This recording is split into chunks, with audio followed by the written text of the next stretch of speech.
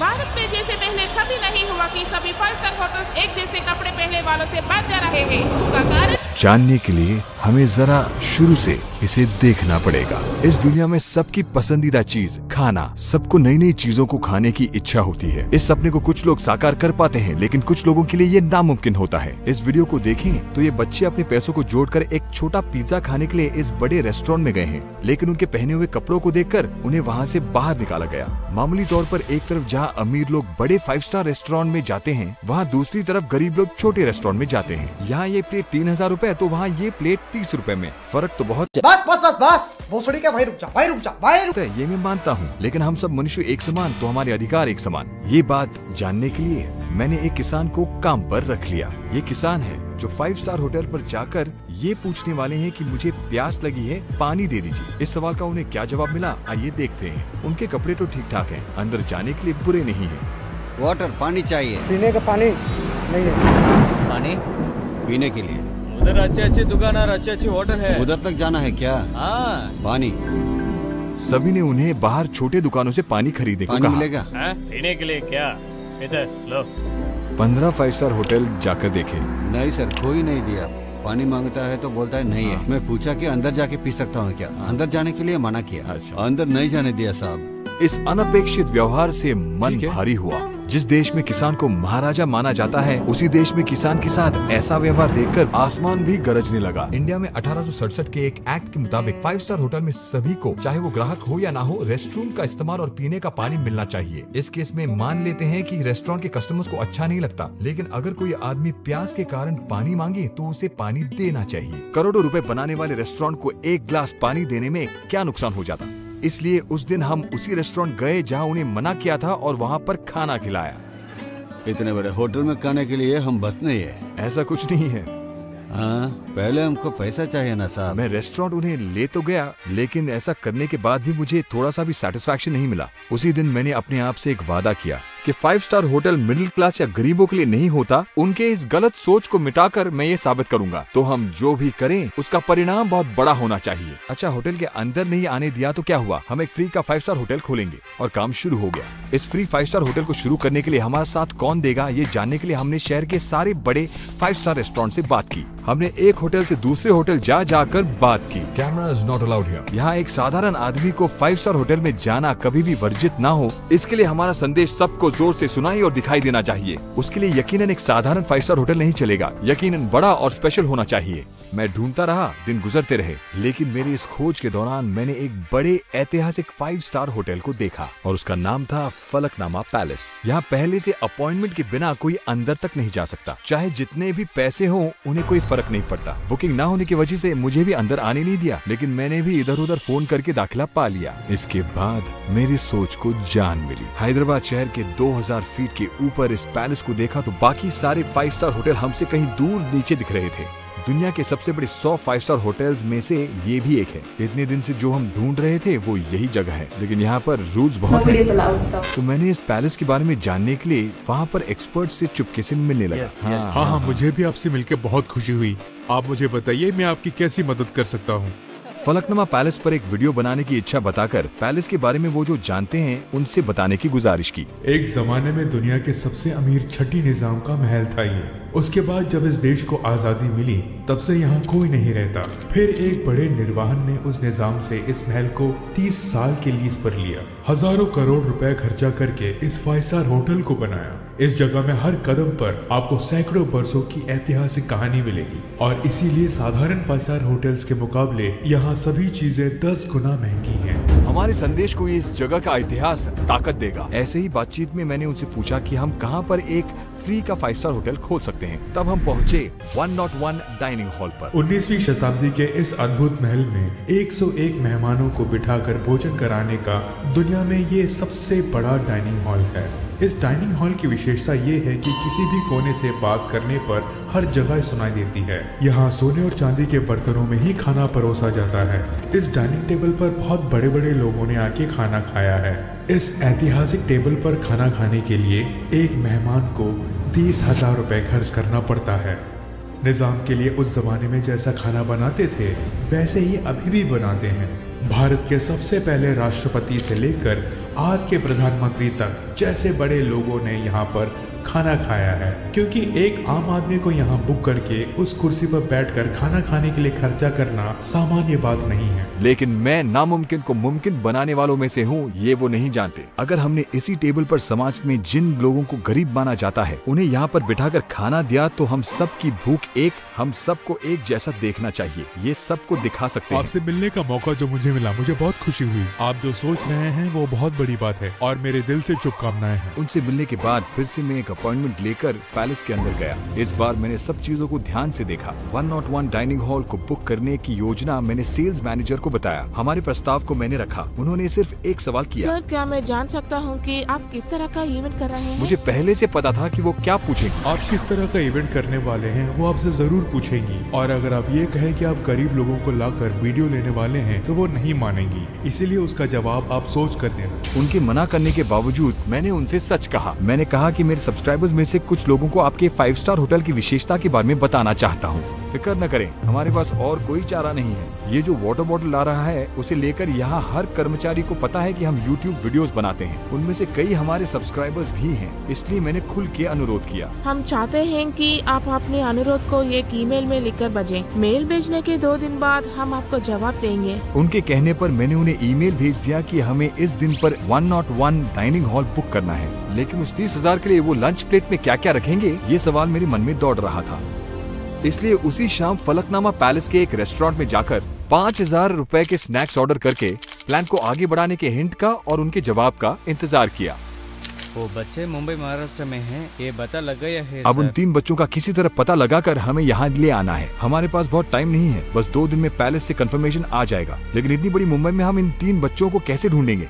जितना भी मुश्किल क्यों ना हो, उन बच्चों को डाइनिंग टेबल पर हमें बिठाना है। हमने उन बच्चों को मुंबई में ढूंढना शुरू किया। मुंबई में हर रूट में जाने वाले टैक्सी ड्राइवर्स भी हमारे मिशन में जुट गए, और उधर दूसरी ओर समाज में गरीब बुलाए जाने वाले लोगों में से जात और धर्म पे भेदभाव ना दिखाते हुए हमने लोग चुनना शुरू कर दिया। ठीक 2 दिन बाद मुझे पैलेस से एक फोन कॉल आया। सर, जिस दिन आपने डाइनिंग टेबल मांगे हैं उस दिन पर टेबल फ्री नहीं है। ठीक है, कोई बात नहीं। ऐसा कहकर मैंने कोई और दिन बुक करने को कहा। अच्छा ही हुआ, क्योंकि बच्चों को ढूंढने के लिए हमें और टाइम मिल गया। लेकिन अब एक ट्विस्ट आ गया। फिर से पैलेस से एक फोन कॉल आया। Hello, good morning sir. Sir, इस डेट पर भी 101 डाइनिंग टेबल फ्री नहीं है। क्या करूं, समझ में नहीं आ रहा था। और अगर आप ये कहें कि आप गरीब लोगों को लाकर वीडियो लेने वाले हैं तो वो नहीं मानेंगी, इसीलिए उसका जवाब आप सोच कर देना। अब तक मैं 2 बार पैलेस को देखने जा चुका था। दोनों बार उसे बुक नहीं कर सका। हम सब जानते हैं कि वो जगह बहुत महंगा है और जल्दी बुक नहीं कर सकते। दोनों बार मना करने पर मैं बहुत चौंक गया। पर आप तो जानते हैं कि जितने भी साल लगे, हमने जो ठान लिया उसे उसी जगह पर हासिल करके रहेंगे। उसके बाद डेट के बारे में मैंने फिर से फिक्र नहीं किया। जब भी फ्री हो तो बुक कर देंगे। उधर महाराष्ट्र मुंबई में उसी पिज्जा शॉप की तरह 22 शॉप हैं। सारे शॉप को ढूंढने से उन बच्चों का किसी तरह पता चल सकता है। एक तरफ बच्चों को ढूंढ रहे थे तो दूसरी तरफ उस होटल में किसी तरफ वीडियो बनाने के लिए कुछ लोगों को फोन करके बात कर रहा था। ठीक 2 दिन बाद मुझे एक संदेश मिला। सर, और कुछ ही दिन में रॉयल 101 डाइनिंग हॉल बुकिंग के लिए फ्री होगा, ऐसा इस ईमेल में कंफर्म करते हैं। उसके लिए मेल में भेजे इस कॉन्ट्रैक्ट पर साइन कीजिए। लेकिन इस जगह में सोशल मीडिया पर डालने वाले का परमिशन नहीं है।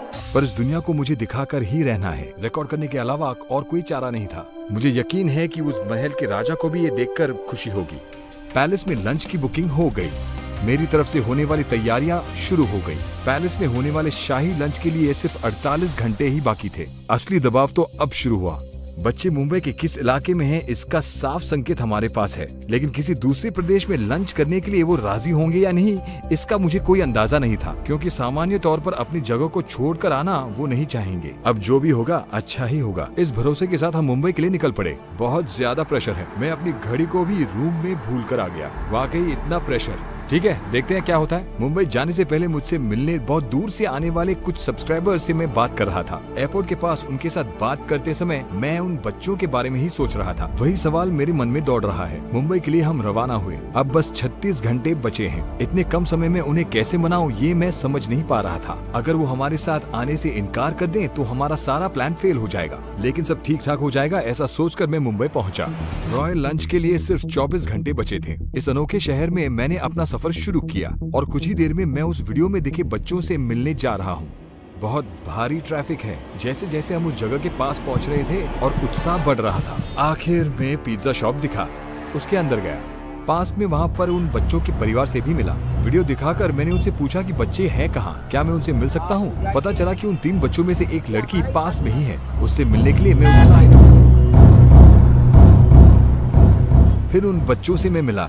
उनके परिवार से उस दिन क्या हुआ मैंने पूछा। बच्चे लोग पैसे बचा के पिज्जा खाने के लिए पिज्जा की दुकान के अंदर गया। इनके कपड़ों के देखकर वो लोग बाहर भेज दिया। हमको बोलने से कोई और बात थी, लेकिन बच्चों को बाहर भेजना क्या न्याय था। सभी बच्चों की तरह मेरे बच्चे भी स्कूल जा रहे हैं और पढ़ रहे हैं जी। तो हमारा बच्चों को वो लोग क्यों बाहर भेज दिया? इसलिए कि हम गरीब है ना। हाँ, हम भी आप जैसे आदमी है ना, हमको क्यों ऐसे नीचे करके देख रहा है? गरीब लोगों को ऐसे मत देखिए जी। वो सब सुनने के बाद उनके बच्चों के साथ जो हुआ वो किसी और बच्चों के साथ ना हो, इसके लिए हम कुछ कर रहे थे। उसके लिए हमें उनकी मदद की जरूरत थी। उन्होंने कुछ सोचे बिना मुझसे सिर्फ इतना ही कहा। हमें पता चला कि हम जैसे गरीबों की आपने बहुत सहायता की है। आप हमारे साथ रहेगी बहुत है, हम आपके साथ हैं। अगर हम आपके साथ ना दे तो उसे गिरी हुई बात और कुछ नहीं होगी। ये सुनने के बाद मैं ही नहीं, एक गरीब को पानी से इनकार करके बाहर निकालने पर उमड़ा हुआ आसमान भी इससे खुश हुआ। उसकी खुशी से भरे आंसू भी हम पर गिरे। और 18 घंटों में होने वाली रॉयल लंच के लिए सारी तैयारी भी शुरू हो गई। निकलते समय मैंने उन बच्चों से उनका जन्मदिन कब है ये पूछा। पूछने के बाद ये पता चला कि उनके जन्मदिन को माँ बाप मना। उसके बाद हमारा मुंबई से पैलेस का सफर शुरू हुआ। उसके बाद 7 रुपए के पानी की बोतल भी खरीद ना पाने वाले आम किसान का परिवार हजारों करोड़ के गाड़ी में घूम रहे थे। बुकिंग के बगैर अंदर आना मना है बोलने वाले हमारे सिक्योरिटी दोस्त से मिलने का समय आ गया। इस पल का मैं बेचैनी से इंतजार कर रहा था। सिक्योरिटी चेक इन பண்ண வேண்டிய நேரம் வந்துருச்சு। सिक्योरिटी चेक का समय आ गया। इस ऐतिहासिक घटना को हम शुरू करने वाले हैं। हमारा एक ही बैग है, वो चेक हो रहा है। इसे रहने दीजिए, आप हमारे मेहमान हैं। आपको हम चेक नहीं करेंगे, लेकिन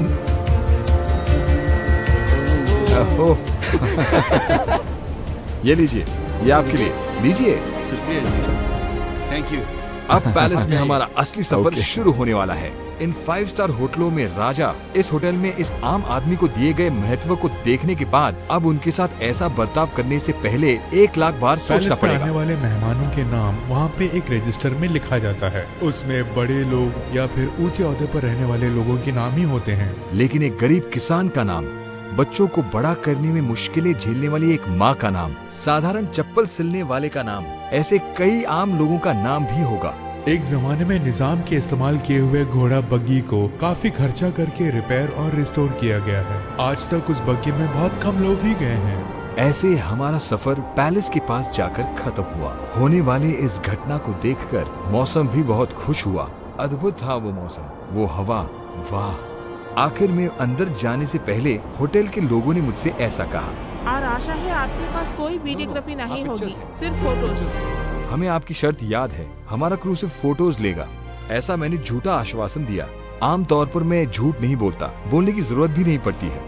झूठ भय से निकलती हुई एक चीज है। मैंने इस जगह में कुछ भी हो उसे हासिल करने के लिए ऐसा कहा, पर इस देश में समान अधिकार लाने के लिए मुझे ऐसा लगा कि ये झूठ गलत नहीं है। मैंने ऐसा क्यों कहा, यह आपको इस वीडियो के अंत में पता चलेगा। कपड़े ठीक न होने के कारण बाहर भेजे गए बच्चे आज राजकुमारों की तरह अंदर जा रहे हैं। ये ऐतिहासिक घटना अब शुरू होने जा रहा है। आज तक कभी भी 5 स्टार होटल को ना देखे बच्चे इस अद्भुत टेबल पर बैठकर खाना खाने जा रहे हैं। उन सभी के चेहरों पर खुशी और आश्चर्य है। रॉयल लंच शुरू होने वाला है। इस महल के महाराजा जिस कुर्सी पर बैठते थे उसी कुर्सी पर आप बैठने वाले हैं। निजाम महाराजा डाइनिंग टेबल के बीच में बैठते हैं। वो जिस कुर्सी पर बैठते हैं उसमें हाथ रखने की जगह थोड़ी ऊंची होती है। किसान को महाराजा मानने वाले देश की धारणा पुनर्जीवित हुआ है। किसान होना आपके लिए ही ये कुर्सी होनी चाहिए। सदियों से सिर्फ अमीरों की इस जगह में आज आम लोग बैठे हुए हैं। एक सदी से पहले जो खाना परोसते थे वही बनाकर परोसा जा रहा है।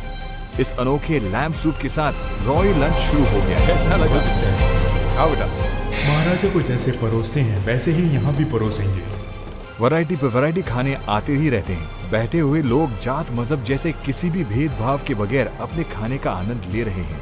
प्लेट का 30,000 इस खाने के लिए ही नहीं, ऐसे एक ऐतिहासिक जगह और इन कुर्सियों पर बैठने का दाम है। सभी इस अनोखी दावत का आनंद ले रहे हैं।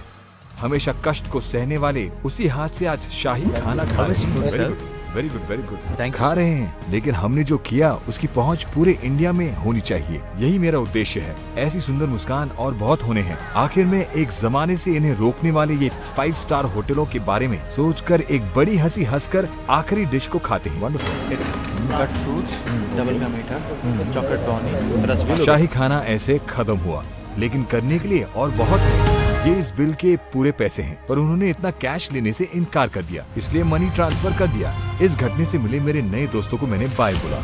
आखिर में मुझे इस पैलेस के इतिहास के बारे में बताने के लिए उन्होंने मुझे एक खास टूर दिया। यहाँ उन्होंने दिखने वाली 4 मीनार को मुझे दिखाया, लेकिन वहाँ से मुझे 4 मीनार नहीं दिखाई दे रहा था। मुझे तो इस देश के बाकी राज्य ही दिखाई दिए। मेरा बैंक बैलेंस चाहे शून्य हो जाए, लेकिन हमने जो किया वो हर प्रदेश को जानना होगा। मेरा सफर एक प्रदेश से लेकर दूसरे प्रदेश होकर जा रहा है। सब कुछ करने के लिए बेशक बहुत दिन लगेंगे, ये मुझे पता है, लेकिन मैं सबके लिए तैयार हूँ। गरीब लोगों के रहने की सारी जगहों पर मैं गया था। देखिए, आपको यहाँ 9 बजे रेडी होना होगा और राज्य के नंबर 1 होटल में आप जा सकते हैं। वहाँ जाने के बाद मैंने दोनों जगहों को एक कर दिया। आमतौर पर 5 स्टार होटल सिर्फ अमीर लोगों के लिए है, ऐसा सोचने वाले होटल के कर्मचारी भी बहुत परेशान हैं। ऊटा ओके, ऊटा हैंगे दे। Wow, okay, perfect. ये स्वीट रूम ऑलमोस्ट दिन का 25,000 रुपए। पिछले 60 दिनों में मैं ऐसे रूम्स में काफी ठहरा हूँ, उससे काफी खर्चा भी हुआ, लेकिन उसका भी एक कारण है। ऐसे रूम्स में रहने पर ही हम होटल में दिए जाने वाले खाने का वीडियो ले सकते हैं, तभी अनुमति के लिए कुछ लोगों से बात कर सकते हैं। कभी पैसा तो कभी दोस्ती काम आती है, लेकिन जो भी हो होकर ही रहेगा। लंच के लिए आए लोग भावुक हो रहे हैं। इस तरह हो रहे दावत पर जो लोग नहीं आ पाए, उनके पास 5 स्टार खाने के साथ एक छोटा सा सरप्राइज पहुंच गया। ये सफर अभी शुरू ही हुआ है। मैंने केक इसलिए अरेंज किया क्योंकि आम लोग जन्मदिन नहीं मनाते। Okay, all the best. Okay, bye. How much? 1,43,200। Please take how much you need. मेरे साथ काम करने वाले मेरे क्रू गरीबों के लिए 5 स्टार फूड डिलीवरी बॉयज बन गए हैं। जाने अनजाने में हमारे इस काम में अड़चन देने वाले कई लोग हैं, लेकिन मेरे मन की ख्वाहिश को पूरा करने में कुछ बाधाएं हैं। अचानक क्लाइमेट चेंज और एनवायरनमेंट चेंज की वजह से मुझे जुकाम हो गया। आमतौर पर मैं टैबलेट नहीं लेता, लेकिन आज जो होना है उसे करना ही है, इसलिए इस टैबलेट को आज मैं ले रहा हूँ। कुछ भी हमें रोक नहीं पाएगा। 10,000 गिफ्ट। भाषा जो भी हो, मन एक ही होता है। इसके अलावा यहाँ हो रहे हर विषय का फोटो बनाकर मेरे सूटकेस में रखकर उसे इंडिया के सबसे बड़े म्यूजियम में ले जाकर सारे सिक्योरिटी को पार कर किसी तरह अंदर ले गया। इस तरह समान अधिकार के लिए हमारी लड़ाई की यादों को एक ऐतिहासिक जगह पर रखा।